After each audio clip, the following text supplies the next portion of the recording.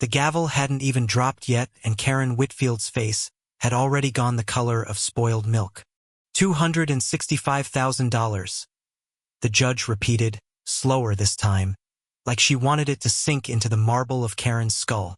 I sat there in my wheelchair, hands trembling, not from fear anymore, but from something close to relief. Karen's lawyer whispered something to her. She didn't answer. She just stared at me like I'd stolen something from her. I hadn't stolen anything. I'd only ever asked to park my van. My name is David Reyes. I'm 34. 2 years ago, a training accident left me paralyzed from the waist down. I moved into Willow Creek Estates because the brochure promised an inclusive, welcoming community for everyone.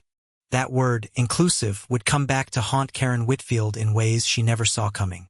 Back then, I just wanted a quiet place to rebuild my life, close to the VA hospital, close to my sister Brooke. I had no idea I was moving next door to a woman who treated the HOA bylaws like her personal scripture. Karen had been HOA president for 6 years. Nobody remembered voting for her twice, but somehow she stayed.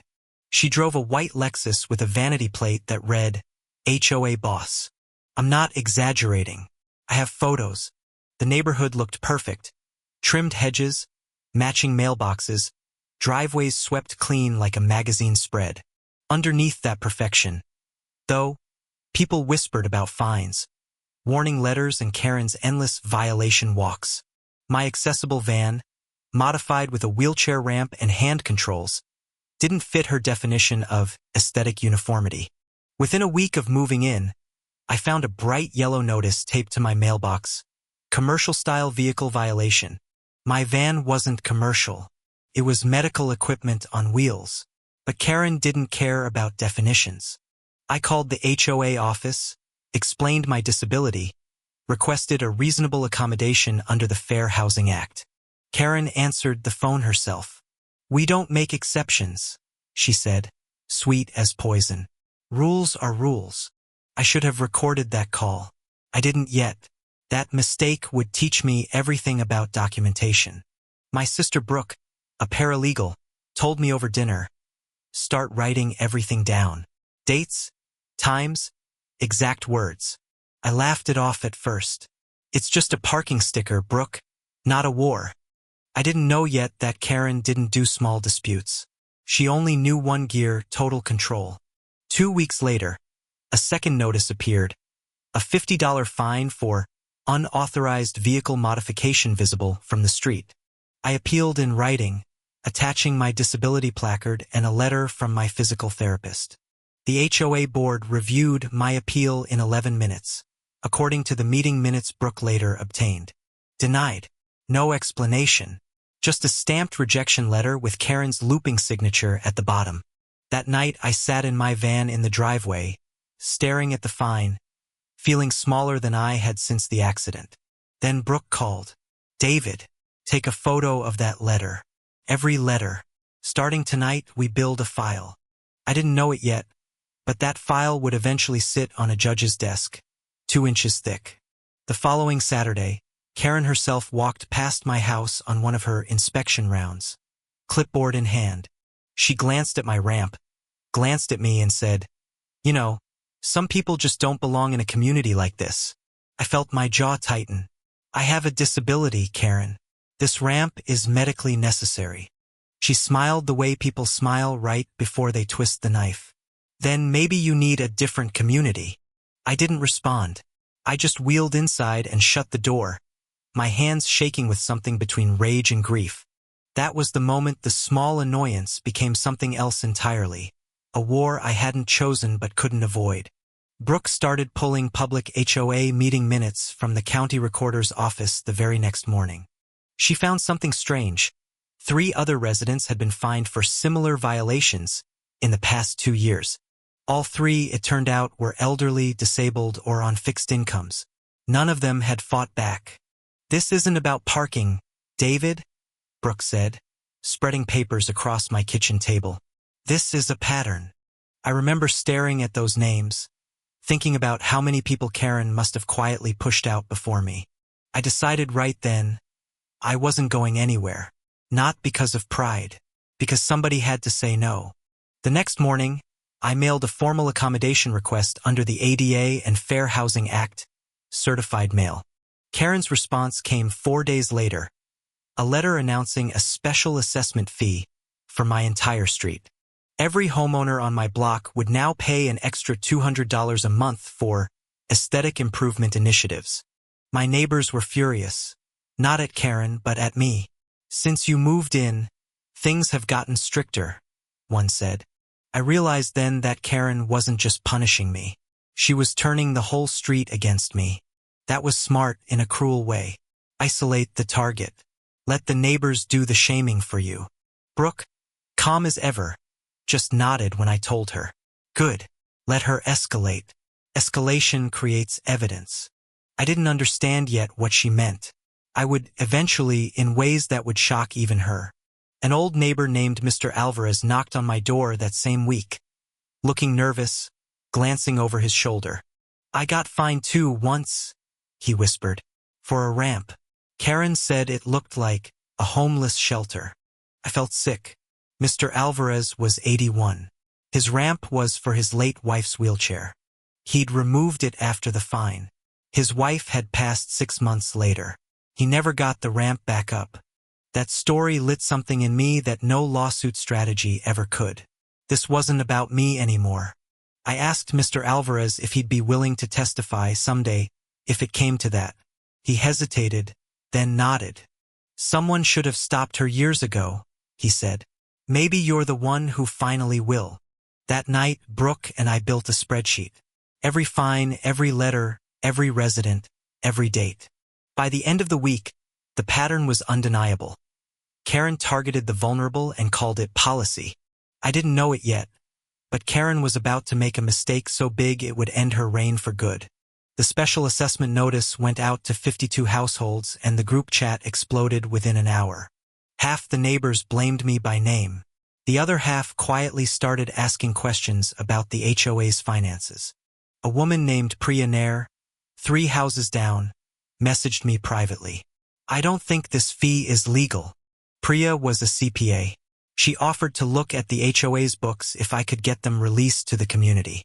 Under state law, homeowners are entitled to review HOA financial records upon written request. I submitted that request the same afternoon, certified mail again, copy for my growing file. Karen stalled for 3 weeks, citing board scheduling conflicts, which Brooke noted was itself a violation. When the records finally arrived, they were incomplete. Some pages photocopied twice, others simply missing. Priya spotted it immediately. "There's a gap here. Almost $18,000, unaccounted for." My stomach dropped. This wasn't just cruelty anymore. This might be something criminal. Brooke cautioned me. "We don't accuse yet. We document. Accusations without proof get you sued for defamation." So we waited and watched and kept building the file, page by page, receipt by receipt. Meanwhile, Karen doubled down. A new sign appeared at the community entrance. Willow Creek, Pride in Standards.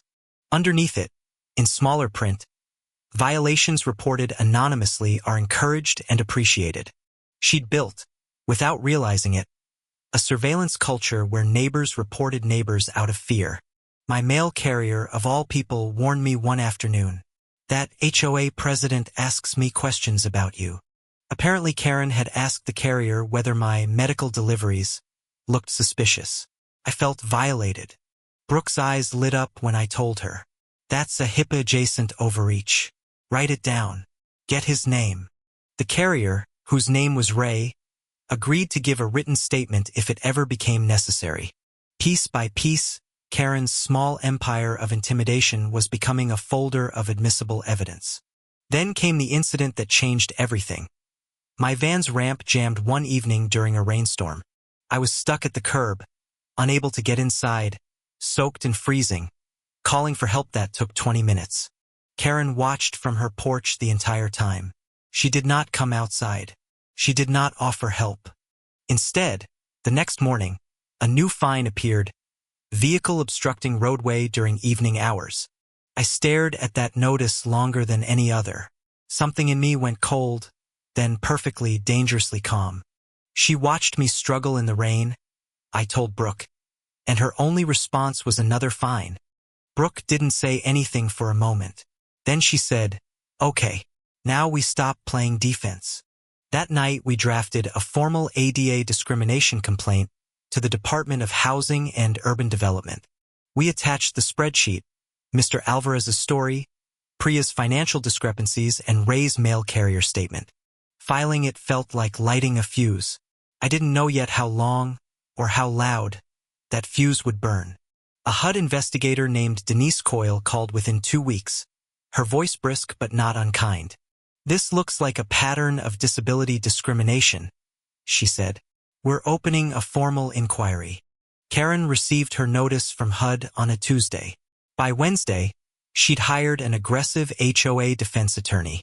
His name was Gordon Pratt, a man who specialized in association risk mitigation, corporate speak for cover-ups. At the next board meeting, Karen stood up and announced, red-faced, "This is a coordinated attack on our community." She didn't say my name, but she stared directly at me the entire time she said it. A few neighbors clapped. Most sat in uncomfortable silence, sensing something bigger was unfolding. Priya raised her hand and asked, calmly, "Can you explain the $18,000 discrepancy in the ledger?" Karen's smile flickered, just for a second, like a light bulb about to die. "I'll have our treasurer look into that." The treasurer, a quiet man named Hal, wouldn't meet anyone's eyes for the rest of the meeting. 2 days later, Hal resigned from the board without explanation, citing personal reasons. Brooke raised an eyebrow when she heard. "People don't quietly quit boards over nothing. Watch him." We didn't have to wait long. Hal reached out to me directly, asking to meet somewhere private. We met at a diner off the highway. He looked exhausted, like a man carrying something heavy for years. "Karen's been moving money between the reserve fund and a landscaping contingency account," he said quietly. "The contingency account pays a company called Greenscape Solutions," he added. "Karen's brother-in-law owns it." I sat back, stunned. This wasn't just abuse of power anymore. This was financial self-dealing. Hal slid a folder across the table, invoices, bank statements, emails he'd quietly saved for 2 years. "Why give this to me now?" I asked. He looked down. "Because you're the first person who fought back." That folder alone would later account for nearly $40,000 in questionable payments. Brooke could barely sit still that night, spreading Hal's documents across the table like puzzle pieces finally fitting. "This isn't just an ADA case anymore," she said. "This is fraud, self-dealing, and breach of fiduciary duty." We forwarded copies to Denise at HUD and, separately, to a real estate fraud attorney named Marcus Boone. Marcus took one look at the Greenscape invoices and let out a low whistle. "This is a lawsuit gold mine." He agreed to represent me on contingency, meaning I paid nothing unless we won. Karen would pay everything. Meanwhile, Karen escalated again, unaware how close her own house of cards had come to collapsing. She proposed a new bylaw at the next meeting. Mandatory HOA approval for any medical or assistive modifications. It was thinly veiled retaliation, designed to make my very existence in the neighborhood require her permission. Priya stood up before the vote. "This bylaw directly targets a disabled resident. It's illegal on its face." Karen's smile cracked wider this time, but she pushed the vote anyway. It failed, 6 votes to 3. For the first time, the community had voted against her. She hadn't seen it coming, and it showed. After the meeting, Karen cornered me in the parking lot.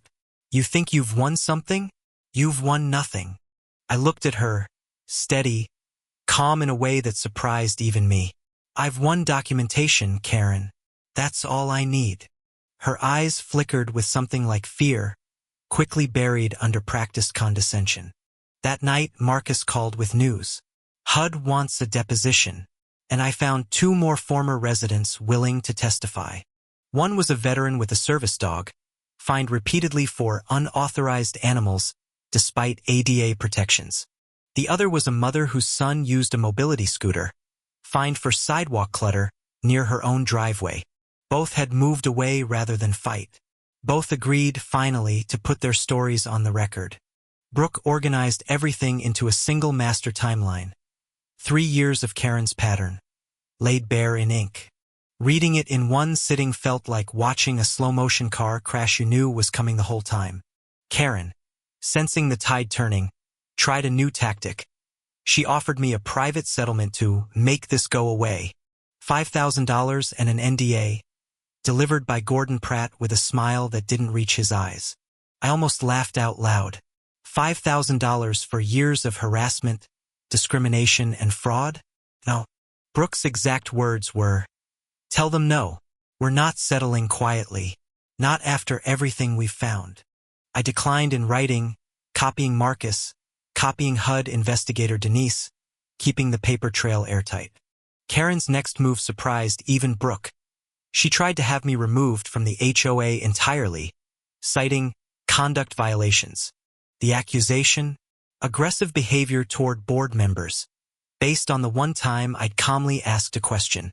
It was almost funny how transparent the retaliation had become, how desperate her tactics were getting.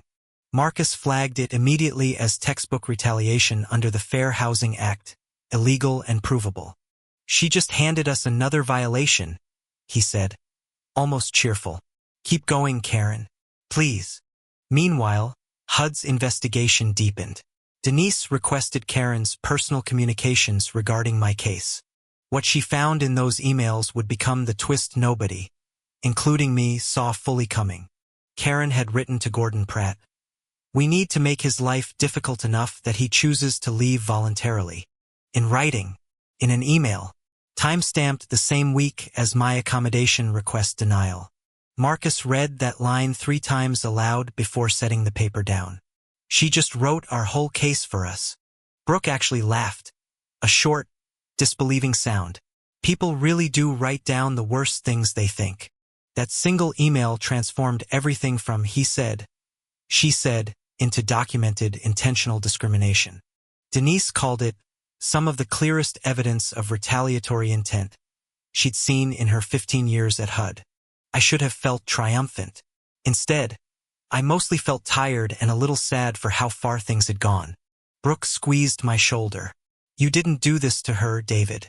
She did this to herself, one letter at a time." The neighborhood, once split, was shifting fast. More residents came forward, quietly, with their own stories. A young couple admitted Karen had fined them for a baby ramp, resembling a wheelchair accessibility feature. Even people who'd once sided with Karen began distancing themselves, sensing which way the wind was turning. Priya organized an informal residents' meeting, away from HOA oversight, in her own backyard. 14 households showed up. 13 of them had a Karen story. One woman cried telling hers. "She told me my son's wheelchair ramp was trashy," the woman said. I believed her. I felt ashamed. Hearing that, something in me hardened. This wasn't going to end with a quiet settlement. Not anymore. We compiled every story into sworn declarations, each one notarized, each one a brick in a growing wall. Marcus filed the federal lawsuit the following Monday. Disability discrimination, retaliation, breach of fiduciary duty. Karen was named personally, alongside the HOA board and Greenscape Solutions as a co-defendant. The local news picked up the story within days. Wheelchair resident sues HOA over alleged discrimination pattern. Karen refused to comment on camera, but a neighbor caught her on video screaming at a reporter off the record. That video, leaked anonymously, racked up 200,000 views before the weekend was over. Comments filled with strangers sharing their own HOA horror stories, tagging Karen's real estate business. Because that's the twist nobody outside the neighborhood knew yet. Karen Whitfield sold real estate for a living. Her broker's office received 40 complaint calls in a single afternoon. Her listings quietly began disappearing. Karen tried to spin it publicly as a misunderstanding, but the leaked emails made spin impossible. Gordon Pratt reportedly advised her to settle quickly and quietly. Karen, predictably, refused to listen. She believed, right up until the very end, that her position gave her some kind of untouchable authority. That belief was about to be tested in front of a judge, a jury, and everyone who'd ever doubted me. Discovery revealed even more than we'd hoped. Karen had personally approved fines targeting 6 disabled residents. Not the board, not a committee. Karen alone, using a private stamp she kept in her home office. Her own assistant, a woman named Trish, testified that Karen once said, "Disabled people bring down property values." Trish had recorded it on her phone, unprompted, just in case, she said, because it felt wrong even then. That single sentence, played aloud in a deposition room, changed the entire tone of the case overnight. Marcus barely hid his satisfaction. Juries remember sentences like that. They don't forget lines like that. Karen's attorney requested a private settlement conference, trying desperately to keep the recording out of trial. We agreed to negotiate, but only from a position where Karen finally understood how much trouble she was in. The Greenscape fraud case moved in parallel, with the county now investigating Karen's brother-in-law separately. Turns out, Greenscape had barely mowed a single lawn. It existed mostly on paper and on stolen HOA funds. The morning of the settlement conference, Karen arrived without her usual confidence, without her usual smile. She looked older somehow, smaller, like the armor of authority had finally started to crack under pressure. Gordon Pratt opened with a low offer, $40,000, contingent on my silence, permanently. Marcus laughed, actually laughed, right there in the conference room. "You're joking, right?" He laid out the case piece by piece. The emails, the recording, 6 other victims, the fraud investigation. "This isn't a nuisance suit anymore," Marcus said. "This is a jury's dream case against your client." Karen tried to interrupt, tried to explain, tried the same tone she'd once used on me in my own driveway. "These people just don't understand community standards," she started. Nobody in that room agreed with her. Her own attorney visibly winced, a small tell that even he had stopped believing his client's story. We rejected the offer without hesitation. This wasn't about a payout anymore. It was about accountability. Trial was set for 8 weeks later. In those weeks, Karen's world continued quietly falling apart around her. Her real estate license came under review after 3 former clients filed discrimination complaints of their own. The HOA board, sensing the coming storm, voted to remove her as president, citing conduct unbecoming. Karen showed up to that meeting anyway, uninvited, and was asked to leave by the property manager. I wasn't there to see it, but Priya sent me a photo. Karen standing alone in the parking lot afterward. For a moment, watching her small and diminished, I almost felt something like pity. Almost. Then I remembered Mr. Alvarez's ramp, torn down after his wife passed, and the pity evaporated completely. Some things don't deserve softness. Some people build their own consequences, brick by careless brick. The trial finally began on a gray Tuesday morning, the kind that makes courthouses look older than they are. I wheeled myself into that courtroom with Brooke on one side, Marcus on the other, 3 years of evidence behind me. Karen sat across the aisle, flanked by Gordon Pratt, refusing to look in my direction even once. Marcus opened simply. "This case is about power and what happens when someone believes rules only apply to others." He played Trish's recording first. The courtroom went completely, uncomfortably silent. "Disabled people bring down property values." Karen's own voice, flat and certain, filling the room. Several jurors visibly reacted, one shaking her head slowly, another glancing at Karen with open disgust. Then came the email. "We need to make his life difficult enough that he chooses to leave voluntarily." Marcus let that sentence hang in the air far longer than necessary. Nobody objected. Nobody could. Mr. Alvarez testified next, his voice shaking, describing the ramp he'd torn down for his late wife. "I just wanted her to get to the porch," he said. Karen said it looked like a homeless shelter. The courtroom was silent again, but this silence felt different. Heavier, angrier, harder to shake off. The veteran with the service dog testified. The young mother with the mobility scooter testified. Each story added another layer of pattern. Another brick in a wall Karen's lawyer couldn't tear down. Then it was my turn. I rolled forward, steadied myself, and told them about the night it rained. She watched me struggle at the curb for 20 minutes, I said. Then she fined me the next morning. I watched two jurors' faces shift, something between disbelief and quiet fury settling into their expressions. Gordon Pratt tried to paint me as litigious, opportunistic, someone looking for a payday. It didn't land. Under cross-examination, I simply said, I asked for a ramp. She gave me a lawsuit instead. I only followed her lead. Even Karen, for just one flickering second, looked like she understood how badly that line landed. Priya testified about the financial discrepancies. Hal testified about Greenscape and the missing $18,000. The county fraud investigator confirmed active charges pending against Karen's brother-in-law separately. By the third day, Gordon Pratt's cross-examinations had grown shorter, more desperate, less coherent. He knew, everyone in that courtroom knew, which direction this trial was heading, and it wasn't Karen's. Closing arguments came on a Thursday. Marcus kept his simple, power without accountability becomes cruelty. Mr. Reyes didn't ask for a fight, he told the jury. Karen Whitfield built one, brick by brick, fine by fine. Gordon Pratt argued reasonable HOA discretion. But even his voice had lost its earlier conviction. The jury deliberated for 6 hours. 6 hours that felt somehow longer than the entire 3-year fight. When they returned, the forewoman didn't smile, didn't hesitate. She simply read the verdict clearly. We find in favor of the plaintiff, David Reyes, on all counts of disability discrimination and retaliation. Then came the damages, $265,000, covering emotional distress, legal fees, and punitive damages. Karen didn't move. She just sat there, staring at the table, as if the number refused to make sense to her. Behind me, I heard Mr. Alvarez quietly crying, and for the first time in years, I think they were happy tears. Brooke squeezed my hand so hard it almost hurt.